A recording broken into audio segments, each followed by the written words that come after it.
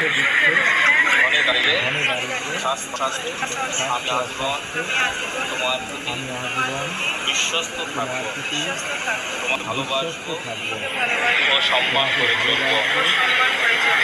খ্রিস্টমণ্ডলীর সামনে তোমরা এই যে প্রতিজ্ঞা গ্রহণ করেছো করুণাময় পরমেশ্বর, তোমাদের এই প্রতিজ্ঞা সুদৃঢ় করে তুলুন এবং তার আশীর্বাদে তোমাদের জীবন সার্থক হয়ে উঠুক। ঈশ্বর যা যুক্ত করেছেন মানুষ যেন তা বিচ্ছিন্ন না করে।